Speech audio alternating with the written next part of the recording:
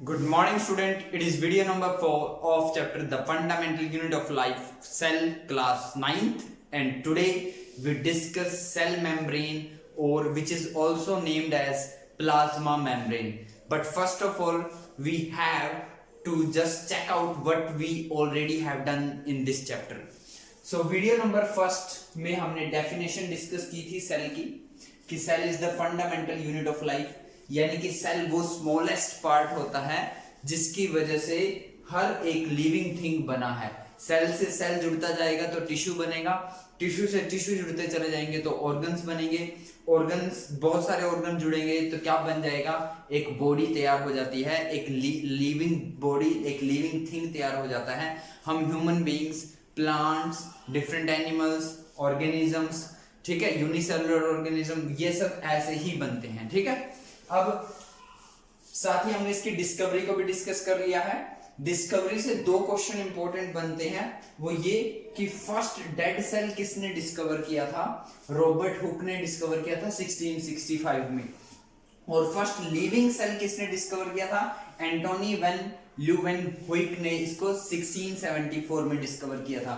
यहां स्टूडेंट से मिस्टेक क्या होती है कि जनरली ये क्वेश्चन एमसीक्यूज में आता है, ठीक है, या शॉर्ट आंसर टाइप क्वेश्चन ये आता है आपका 1 मार्क्स का। बच्चे सिर्फ ये देखते हैं कि हमसे ये पूछा गया डिस्कवरी किसने की, डिस्कवरी तो की, लेकिन ये भी ध्यान रखना पड़ेगा कि डेड सेल की डिस्कवरी की या लिविंग सेल की डिस्कवरी की। डेड सेल की डिस्कवरी रॉबर्ट हुक ने की थी 1665 में, लेकिन लिविंग सेल की डिस्कवरी ल्यूवेनहुइक ने की थी 1674 में। ये इंपॉर्टेंट क्वेश्चन है, याद रखना, ये बच्चे मिस्टेक करते हैं क्योंकि बच्चे सिर्फ ये देखते हैं कि डिस्कवरी किसने किया है, वो रॉबर्ट हुक की आंसर लिख के आते हैं, जबकि जानबूझकर क्वेश्चन हमसे लिविंग सेल डिस्कवरी पूछी होती है और उसका आंसर ल्यूवेनहुइक होता है। ठीक है, सेकंड, अगर हम सेकंड वीडियो की बात करें तो हमने उसमें कंपाउंड माइक्रोस्कोप या इलेक्ट्रॉन माइक्रोस्कोप की बात की थी। ये वो डिवाइस होता है जो स्मॉलेस्ट साइज पार्टिकल्स की हमें लार्जर इमेज बना के देता है, क्योंकि जो सेल है वो इतना स्मॉल है, उसका जो यूनिट होता है, मेजरमेंट होता है उसका, माइक्रोमीटर के अंदर होता है या माइक्रोन्स के अंदर होता है या एंगस्ट्रॉम्स के अंदर होता है, और ये वैल्यू 10 की पावर -10, 10 की पावर -6, 10 की पावर -3 मीटर के अंदर होती हैं। ये बहुत छोटा है, ये इतना छोटा साइज है कि हम इसको नेक्ड आई से नहीं देख सकते, तो इसलिए हमें स्पेशल डिवाइस की रिक्वायरमेंट होती है, और वही डिवाइस होता है कंपाउंड माइक्रोस्कोप और इलेक्ट्रॉन माइक्रोस्कोप, जो मैंने वीडियो नंबर 2 में आपको बताया है, एक्सप्लेन किया है डिटेल में। उसके बाद हमने टाइप्स ऑफ ऑर्गेनिज्म पढ़े थे। बेसिकली 2 टाइप के ऑर्गेनिज्म होते हैं, unicellular organism and multicellular organism. Unicellular organism मतलब जिनके अंदर एक ही सेल प्रेजेंट होता है और वही सभी लाइफ के प्रोसेसेस को कंप्लीट करता है, लाइक इंजेशन, डाइजेशन, एक्सक्रीशन, ठीक है, रेस्पिरेशन, ठीक है, रिप्रोडक्शन, सब के सब एक ही सेल परफॉर्म करता है। उसके एग्जांपल थे यूग्लिना, पैरामीशियम, ये यूनिसेलुलर एनिमल के एग्जांपल है, जबकि क्लैमिडोमोनास एक यूनिसेलुलर प्लांट का एग्जांपल है। मल्टीसेलुलर ऑर्गेनिज्म वो होते हैं जिनके अंदर different kinds of cell present होते हैं और हर एक सेल का अपना एक स्पेसिफिक, एक डिफरेंट फंक्शन होता है, जैसे फंगी हो गया, जैसे एनिमल्स हो गए, जैसे डिफरेंट प्लांट्स हो गए, वो मल्टीसेलुलर ऑर्गेनिज्म होते हैं, और ये हमने वीडियो 3 में कंप्लीट किया था। ये डिस्कस मैंने इसलिए किया ताकि जब अब तक जिसने ये वीडियोस नहीं देखे हैं तो ये पूरी समरी है फर्स्ट, सेकंड और थर्ड वीडियो की, तो इतना भी अगर आप लर्न कर लेते हो तो आई थिंक सफिशिएंट है। और आज की इस वीडियो नंबर 4 में जल्दी से हम स्टार्ट करते हैं सेल मेम्ब्रेन और प्लाज्मा मेम्ब्रेन। सो जल्दी से पहले इसको नोट करो, फिर हम स्टार्ट करते हैं cell membrane and plasma membrane. So now हम डिस्कस करते हैं सेल मेम्ब्रेन, और जिसका सेकंड नेम होता है प्लाज्मा मेम्ब्रेन। उसकी कैरेक्टरिस्टिक्स यहां पर मेंशन है, बड़ी सिंपल है और नाम के साथ ही क्लियर हो जाती है, बट फिर भी मैं आपको बताता हूं। देखो, फर्स्ट ऑफ ऑल ये थिन होती है, इलास्टिक होती है, इलास्टिक का मतलब फ्लेक्सिबल होती है। देखो, जब तक हम रियल लाइफ एग्जांपल नहीं समझेंगे तब तक शायद हमें ये ना समझ में आए। तो देखो, सेल मेम्ब्रेन या प्लाज्मा मेम्ब्रेन जब भी आपको पढ़ना हो, स्टडी करना हो, तो आप एक वाटर फिल्ड बैलून ले लो, वाटर फिल्ड बैलून, समझ में आ रही बात? बैलून लो, उसके अंदर वाटर फिल कर दो, तो वो जो बैलून है ना, वो बैलून सेल मेम्ब्रेन है या प्लाज्मा मेम्ब्रेन है। अब बैलून कितना पतला होता है, कितनी थिन होता है बैलून, देखा होगा बैलून के अंदर वाटर तो फिल किया होगा ना कभी आपने। तो वो जो बैलून का जो वो बाउंड्री है ना, जो बैलून की जो बाउंड्री है वो क्या है, वो एक हिसाब से सेल मेम्ब्रेन है, प्लाज्मा मेम्ब्रेन है, और जो उसके अंदर वाटर फिल है वो उसका कंटेंट है। समझ में आ रही बात? तो इतनी थिन होती है, जैसे आप बैलून को समझ, देखो बैलून तो उसके कंपैरिजन में तो बहुत थिक है, लेकिन अगर हम एग्जांपल समझ के चले तो जितना थिन बैलून होता है ना, ठीक वैसे ही इतनी थिन होती है ये सेल मेम्ब्रेन और प्लाज्मा मेम्ब्रेन। दूसरा जो सबसे इंपॉर्टेंट इसका पॉइंट है वो है इलास्टिक और फ्लेक्सिबल। फ्लेक्सिबल का मतलब है कि ये स्ट्रेचेबल होती है, ठीक है, ये अपनी मतलब ये शेप को चेंज कर सकती है अपनी, ठीक है। नेक्स्ट आती है आउटर मोस्ट कवरिंग, होती है सबसे बाहर की कवरिंग होती है किसी भी सेल की, आउटर मोस्ट कवरिंग। और मोस्ट इंपॉर्टेंट थिंग मैंने ब्लैक मार्कर से यहाँ पे लिखा है, ये लिविंग होती है, लिविंग जिंदा चीज होती है ये, ठीक है, डेड नहीं होती है, लिविंग होती है। मोस्ट इंपॉर्टेंट याद रखना, 1 मार्क्स क्वेश्चन बन सकता है कि जो सेल मेम्ब्रेन होती है, जो प्लाज्मा मेम्ब्रेन होती है, वो लिविंग होती है या डेड होती है। तो क्या होती है, वो लिविंग होती है। और आगे जाके ये और इंपॉर्टेंट हो जाएगी क्योंकि हम इसको जब सेल वॉल से कंपेयर करेंगे, ठीक है। नेक्स्ट, ये hold the content of cell, जैसे उस बैलून ने उस वाटर को संभाल रखा था, पकड़ रखा था ना। देखो वाटर की कोई अपनी शेप तो नहीं होती है ना, तो वाटर देखो मैं चाहूं तो वाटर को उसके बाहर नहीं निकाल सकता, और ना ही कोई अलग से वाटर उसमें ऐड कर सकता। वो तभी पॉसिबल होगा ना जब बैलून वहां से हटेगा। तो जैसे बैलून ने उस वाटर को होल्ड कर रखा है, सिमिलरली ये सेल मेम्ब्रेन और प्लाज्मा मेम्ब्रेन क्या करती है, hold the content of cell, मतलब सेल के अंदर जो कुछ भी होता है उसको संभाल कर रखती है। Next, provide a definite shape, एक डेफिनाइट शेप प्रोवाइड करती है सेल को, बट सबसे इंपॉर्टेंट बात याद रखना, बट कैन बी चेंज्ड, इस शेप को चेंज किया जा सकता है। समझ रहे बात? जैसे बैलून होता है, बैलून के अंदर वाटर फिल होता है, आप एक जगह से उस पर प्रेशर अप्लाई करके उसकी शेप को चेंज कर सकते हो ना, है ना? समझ में आ रही बात? तो मतलब डेफिनाइट शेप तो दी उस बैलून ने, उसको डेफिनेटली दी ना, क्योंकि अगर बैलून नहीं होगा तो वाटर फैल जाएगा, उसकी कोई आइडेंटिटी नहीं रहेगी। सिमिलरली अगर सेल के पास सेल मेम्ब्रेन नहीं होगी तो उसके कंटेंट भी फैल जाएंगे और सेल नाम की कोई आइडेंटिटी रहेगी नहीं। तो सेल को डेफिनेट शेप तो प्रोवाइड की, बट वो शेप चेंज हो सकती है, ये बात याद रखना। तो बच्चे जनरली ये नहीं लर्न करते हैं या बताया नहीं जाता उनको, उनकी शेप जो है वो डेफिनेट जरूर है बट वो चेंज हो सकती है। नेक्स्ट, ये सबसे इंपॉर्टेंट है, सिलेक्टिवली परमिएबल। परमिएबल वर्ड का मतलब होता है परमिशन देना, ठीक है, और सिलेक्टिवली मतलब कुछ को, ठीक है। ये जो मेम्ब्रेन है ये इसने सेल के कंटेंट को अंदर पकड़ रखा है, समझ रहे बात? तो देखो ये मैं आपको अगर एग्जांपल बनाऊं, जैसे ये हो गया, ठीक है, हमारे पास, तो ये होगी हमारी सेल वॉल, ठीक है, और ये इसके अंदर हो गया सेल का कंटेंट, सेल कंटेंट हो गया, ठीक है, और ये हमारा इसके बाहर है इसका एक्सटर्नल एनवायरनमेंट। समझ रहे बात? ये क्या है इसका एक्सटर्नल एनवायरनमेंट, एक्सटर्नल एनवायरनमेंट, ठीक है। तो एक्सटर्नल एनवायरनमेंट में है कई ऐसे टॉक्सिक सब्सटेंसेस होती हैं जो सेल के लिए ठीक नहीं होते हैं, अच्छे नहीं होते हैं। अगर वो अंदर एंटर कर गए तो वो सेल को डेड कर देंगे, और सेल डेड हो गई तो पूरी बॉडी डेड हो जाएगी ना, ऐसे टाइम के साथ। तो ऐसे कोई भी अपनी मर्जी से कोई भी अनवांटेड एक्सटर्नल मटेरियल सेल के अंदर एंटर नहीं कर सकता, और सिमिलरली सेल का कंटेंट भी बेवजह बाहर नहीं आ सकता। सेल मेम्ब्रेन अपनी मर्जी से किसी को परमिशन देगी बाहर से अंदर आने के लिए, और सिमिलरली अंदर के कंटेंट को बाहर जाने के लिए भी वो सिलेक्टिवली परमिशन देती है, इसीलिए इसको बोला जाता है सिलेक्टिवली परमिएबल। ये ध्यान से याद रखना, बहुत इंपॉर्टेंट है, ठीक है। उसके बाद तो मैं इसको शॉर्ट, देखो मैं इसको ऐसे लिखता हूँ, selectively permeable membrane, selectively permeable membrane, जिसको शॉर्टकट में हम एसपीएम बोलेंगे, ठीक है, क्या बोलेंगे, एसपीएम। तो सिलेक्टिवली परमिएबल मेम्ब्रेन का समझ में आया, ये कुछ कंटेंट को अपनी मर्जी से बाहर जाने देगी और कुछ आउटर मोस्ट कंटेंट को अपनी मर्जी से बाहर आने देगी। ऐसा नहीं है कि कोई भी बाहर से कंटेंट सेल के अंदर आ जाएगा या कोई भी सेल का कांटेक्ट बेवजह बाहर चला जाएगा, ऐसा नहीं होगा। नेक्स्ट है कंपोज्ड ऑफ ऑर्गेनिक मॉलिक्यूल, ये किसकी बनी होती है, तो ये ऑर्गेनिक मॉलिक्यूल की बनी होती है, वो होते हैं lipids and proteins. Next, flexibility enables the cell to engulf। engulf word का मतलब है, मैंने अभी बताया था, इसकी शेप फिक्स जरूर है बट ये फ्लेक्सिबल है, चेंज हो सकती है। इसी फ्लेक्सिबिलिटी की वजह से इसके पास एक प्रॉपर्टी आ जाती है एनगल्फ, और एनगल्फ का मीनिंग भी यहाँ पे लिखा है absorb food from the external environment. देखो कैसे, ये एक सेल है मेरे पास, ठीक है, और इस सेल के पास में ये एक फूड पार्टिकल रखा हुआ है, तो ये इस फूड पार्टिकल को गेन करेगा, एब्जॉर्ब करेगा। कैसे एब्जॉर्ब कर पाया, इसके पास फ्लेक्सिबिलिटी है, ये अपनी शेप को चेंज कर सकता है, ठीक है। तो ये क्या करेगा, थोड़ी देर बाद ऐसे अपनी शेप बना देगा, ठीक है।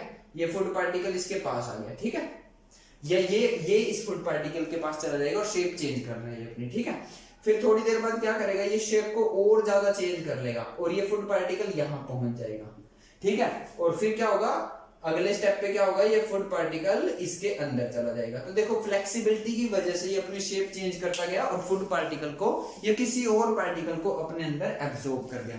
इसी को बोलते हैं इनगल्फ, ठीक है, absorb food from the external environment. तो आई होप ये आपको सेल मेम्ब्रेन और प्लाज्मा मेम्ब्रेन समझ में आया होगा। जल्दी से वीडियो को पॉज करो और इसको नोट करो, फिर हम डिस्कस करते हैं कि कैसे इस सेल मेम्ब्रेन के अक्रॉस मूवमेंट होती है डिफरेंट पार्टिकल्स की। नाउ हम डिस्कस करते हैं movement across the cell membrane. मैंने बताया भी था जो सेल मेम्ब्रेन है वो सिलेक्टिवली परमिएबल होती है। सिलेक्टिवली परमिएबल मतलब वो कुछ ही पार्टिकल्स को सेल के इन और आउट की परमिशन देती है, मतलब अपनी मर्जी से कोई भी पार्टिकल एक्सटर्नल एनवायरनमेंट से सेल के अंदर एंटर नहीं कर सकता। सिमिलरली सेल का कुछ भी कंटेंट बेवजह सेल से बाहर नहीं जा सकता। तो दो तरीके से, दो टाइप में मूवमेंट होती है सेल मेम्ब्रेन के अक्रॉस। एक को हम बोलते हैं डिफ्यूजन और एक को बोलते हैं ऑस्मोसिस। और डेफिनेटली इस चैप्टर में इन दो टॉपिक में से क्वेश्चन बनता ही बनता है, तो ध्यान से हमें करना पड़ेगा डिफ्यूजन एंड ऑस्मोसिस। तो पहले मैं आपको डिफ्यूजन एक्सप्लेन करता हूं। तो डिफ्यूजन क्या होता है, देखो डेफिनेशन यहां पर मेंशन है, spontaneous movement of molecules from high concentration region to low concentration region. Spontaneous word का मीनिंग है अपने आप होता है, मतलब एनर्जी की रिक्वायरमेंट नहीं है इसमें, ठीक है। यानी कि ये पैसिव मूवमेंट है। ये कैसी मूवमेंट है, पैसिव। जिस मूवमेंट में एनर्जी की रिक्वायरमेंट नहीं होती उसको पैसिव मूवमेंट बोलते हैं हम, ठीक है। स्पॉन्टेनियस का मीनिंग अपने आप। देखो इसका एग्जांपल भी हम ले सकते हैं। आप जैसे एक गिलास वाटर लीजिए और उसके अंदर एक ड्रॉप ब्लू कलर की इंक डाल दीजिए, ठीक है। तो आप उसे स्टिर मत करिए, आप उस कंटेनर को हिलाइए मत, अनडिस्टर्बली रख कर रखिए थोड़ी देर के बाद। तो थोड़ी देर बाद क्या होगा, वो जो ब्लू कलर की इंक थी वो उस वाटर के अंदर हर जगह इक्वली डिस्ट्रीब्यूट हो जाएगी, है ना, समझ में। तो इसका मतलब क्या हुआ, वो जो इंक है वो अपने खुद के जहां पर वो हाई कंसंट्रेशन था वहां से वहां जा रही है जहां पे उसका लो कंसंट्रेशन था।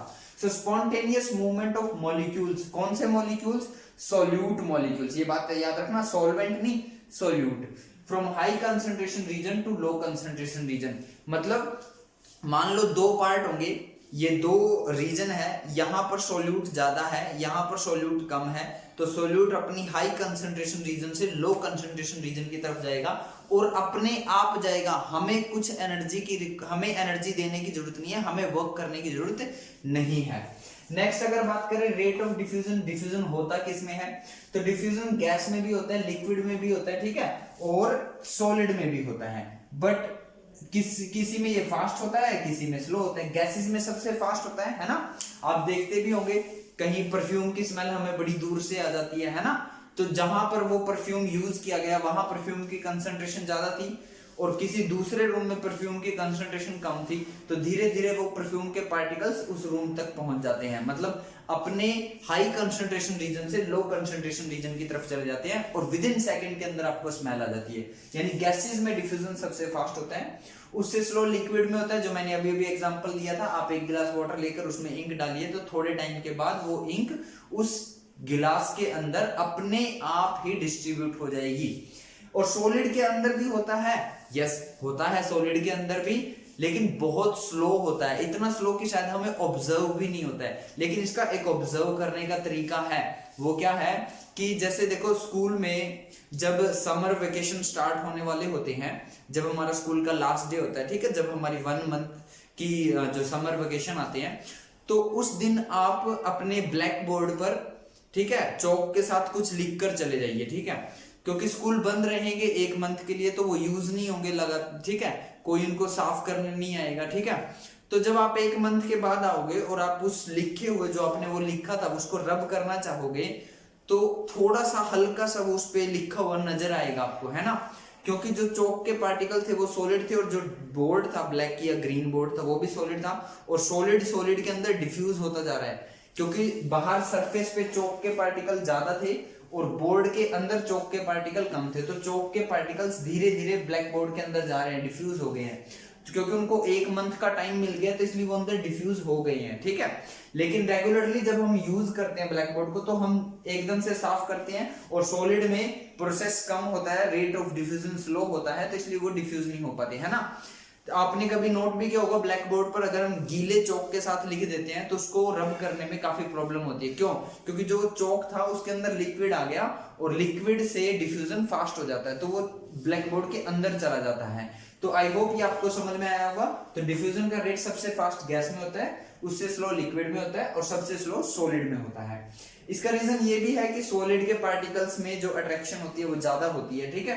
उसके बाद अगर बात की जाए तो डिफ्यूजन कौन से पार्टिकल शो करते हैं, तो diffusion small size substances show करते हैं, जैसे आयंस हो गए, जैसे मॉलिक्यूल्स हो गए, जैसे कार्बन डाइऑक्साइड होगी, जैसे ऑक्सीजन हो गई, मींस ये सोल्यूट पार्टिकल ही शो करते हैं। नेक्स्ट, हमारे बॉडी के अंदर ड्यू टू कुछ सेलुलर एक्टिविटीज होती रहती हैं, ठीक है। देखो हम क्या करते हैं, हम ऑक्सीजन को इनहेल करते हैं और कार्बन डाइऑक्साइड को एक्सहेल करते हैं, है ना। हम ऑक्सीजन को सांस के लेकर अंदर लेकर जाते हैं अपनी बॉडी के अंदर और बाहर कार्बन डाइऑक्साइड को रिलीज करते हैं। अब हमारी बॉडी किससे मिलके बनी है? सेल से। अब वो जो ऑक्सीजन हमने अंदर ली वो ऑक्सीजन कहाँ गई? ऑब्वियसली वो सेल के पास गई।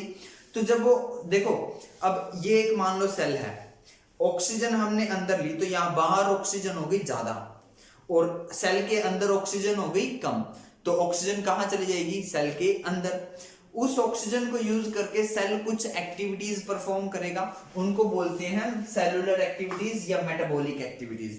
उन एक्टिविटी की वजह से एक कार्बन डाइऑक्साइड प्रोड्यूस होगी।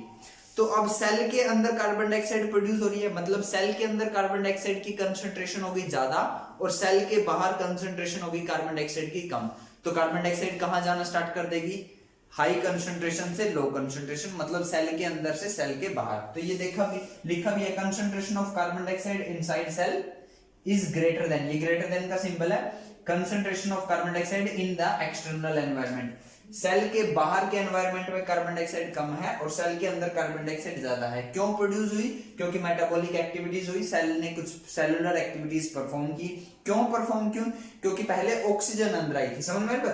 ऑक्सीजन भी ऐसे ही आई थी क्योंकि ऑक्सीजन की कंसंट्रेशन सेल के बाहर ज्यादा थी और सेल के अंदर ऑक्सीजन की कंसंट्रेशन कम थी, तो सेल के अंदर ऑक्सीजन आ गई थी, फिर वो यूज हुई तो अंदर कार्बन डाइऑक्साइड बन गई, वो कार्बन डाइऑक्साइड बाहर आई और फिर हमने एक्सहेल करके उस कार्बन डाइऑक्साइड को बाहर निकाल दिया, है ना। तो CO2 leaves the cell through the diffusion. तो डिफ्यूजन की हेल्प से कार्बन डाइऑक्साइड को हम रिलीज करते हैं। तो ये एक एग्जांपल यहाँ पर मेंशन है। तो अगर मैं और एग्जांपल देना चाहूं, जो वाटर लॉस होता है प्लांट्स के अंदर एरियल पार्ट से, एरियल पार्ट मतलब लीव से, ठीक है, टॉप पार्ट से जो वाटर का लॉस होता है वो भी डिफ्यूजन की हेल्प से ही होता है, ठीक है। नेक्स्ट जो हम प्रोसेस पढ़ेंगे वो है ऑस्मोसिस। बट ऑस्मोसिस पढ़ने से पहले आपको कुछ बेसिक इंफॉर्मेशन होनी चाहिए, वो मैं आपको यहाँ पर देता हूँ। पहली बात तो आपको ये पता होना चाहिए सॉल्यूशन तब बनता है जब सोल्यूट और सॉल्वेंट आपस में मिक्स होते हैं। सोल्यूट वो पार्ट होता है जो हम मिक्स करते हैं और सॉल्वेंट वो पार्ट होता है जिसके अंदर हम सोल्यूट को मिक्स करते हैं। या दूसरी टर्म में कहूं, जो कम अमाउंट में प्रेजेंट होता है वो सोल्यूट होता है और जो ज्यादा अमाउंट में प्रेजेंट होता है वो सॉल्वेंट होता है। अब इसी बेस पर हमारे 3 टाइप के सॉल्यूशन होते हैं, एक होता है हाइपरटोनिक, एक होता है आइसोटोनिक, एक होता है हाइपोटोनिक। हाइपर ज्यादा, हाइपर समझ रहे हो? ज्यादा मतलब जब सोल्यूट की कंसंट्रेशन ज्यादा हो सोल्वेंट से, ग्रेटर देन का सिंबल है, सोल्यूट ग्रेटर देन सोल्वेंट, सोल्यूट का अमाउंट ज्यादा हो सोल्वेंट से तो उस सॉल्यूशन को बोलते हैं हाइपरटोनिक सॉल्यूशन। और जब सोल्यूट का अमाउंट सोल्वेंट से कम हो तो उसको बोलते हैं हम हाइपोटोनिक सॉल्यूशन। और जब सोल्यूट और सोल्वेंट दोनों का अमाउंट इक्वल हो तो हम उसको बोलते हैं आइसोटोनिक सॉल्यूशन, ठीक है, क्लियर। अब क्या करो, आप एक एक्टिविटी परफॉर्म करो और अपने घर में भी बड़ी आसानी के साथ आप परफॉर्म कर सकते हो। आप 2 गिलास लीजिए, दोनों में इक्वल अमाउंट ऑफ वाटर डालिए।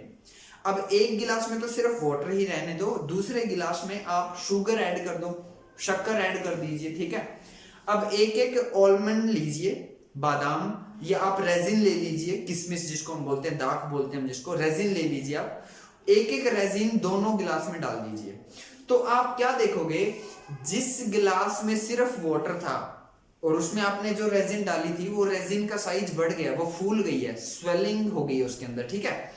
और जिस गिलास में शक्कर था, शुगर था, उसमें जो आपने वो किशमिश डाली थी, रेजिन डाली थी, वो श्रिंक कर गई है, पिचक गई है, मतलब उसका साइज छोटा हो गया है, फूलने की बजाय छोटा हो गया, ठीक है।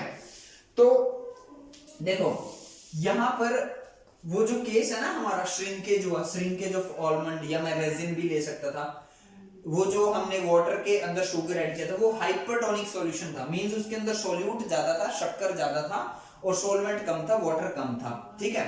तो क्या होगा, जो वाटर रेजिन के अंदर था वो रेजिन से बाहर निकल जाएगा। क्यों? क्योंकि रेजिन के अंदर वाटर की कंसंट्रेशन ज्यादा है और जो रेजिन के बाहर गिलास है उसके अंदर जो वाटर की कंसंट्रेशन है वो कम है। तो जब वाटर बाहर निकल गया रेजिन से, तो रेजिन का साइज कम हो जाएगा ना, डिक्रीज हो जाएगा, वो वो कर जाएगी, श्रिंक कर जाएगी, ठीक है। ये जो श्रिंकेज हुआ आलमंड का या रेजिन का, इसको एक हम नाम दे देते हैं, दैट इज प्लाज्मोलाइसिस, ठीक है। बेसिकली बायोलॉजी है नहीं, बायोलॉजी में यही टर्म्स है, ये वर्ड डिफिकल्ट, अगर आप ये समझ लेते हो, लर्न कर लेते हो तो बहुत इजी है। तो जो श्रिंकेज होती है, जब हम एक रेजिन को या आलमंड को हाइपरटोनिक सॉल्यूशन में डालते हैं जिसमें सॉल्यूट का कंसंट्रेशन सॉल्वेंट से ज्यादा रहता है, that process is known as plasmolysis. अब अगर हम एक आइसोटोनिक सॉल्यूशन में रेजिन को डालेंगे तो उसके साइज में ना तो स्वेलिंग होगी और ना ही श्रिंकेज होगा, वो एज इट इज रहेगी। बट अगर हम उसको हाइपोटोनिक सॉल्यूशन में डालेंगे, अब हाइपोटोनिक सॉल्यूशन में सॉल्वेंट ज्यादा होता है, सॉल्यूट कम होता है, तो जो वाटर होगा वो वाटर बाहर से रेजिन के अंदर चला जाएगा और रेजिन फूल जाएगी। आपके घर में ऐसा होता भी होगा, आप हर रोज भिगोए हुए बादाम भी खाते होंगे, आप रात को उनको पानी में डाल देती होगी आपकी मदर या आपके फादर, और सुबह आप उनको देखते होंगे तो आपको उनका साइज बड़ा मिलता है ना, that is swelling of almond या रेजिन्स, ठीक है। क्यों हुआ? क्योंकि वो हाइपोटोनिक सॉल्यूशन था, ठीक है। तो अब हम ऑस्मोसिस को डिस्कस कर सकते हैं। तो ऑस्मोसिस क्या होता है? Spontaneous movement of substance basically water from high concentration region to low concentration region, ठीक है। मतलब वाटर की मूवमेंट होती है, स्पॉन्टेनियसली होती है, अपने आप होती है, that process is known as osmosis, ठीक है। जो सेल वाटर को एब्जॉर्ब करता है वो ऑस्मोसिस की वजह से ये करता है, यानी वो जो बादाम का साइज में स्वेलिंग आ जाती है, रेजिन के जो साइज में स्वेलिंग आती है, वो ऑस्मोसिस की वजह होती है, ठीक है। Process last up to equilibrium state, ये प्रोसेस तब तक कंटिन्यू होता है जब तक इक्विलिब्रियम अचीव ना हो जाए। इक्विलिब्रियम मतलब बाहर भी वाटर और आलमंड के अंदर भी वाटर जब इक्वल अमाउंट में प्रेजेंट हो जाएगा तो वो प्रोसेस रुक जाएगा। Next, no energy is required. Similarly osmosis भी कैसा प्रोसेस होता है हमारा? पैसिव प्रोसेस होता है। पैसिव मतलब हमें एनर्जी की रिक्वायरमेंट नहीं है, अपने आप होगा ये, ठीक है।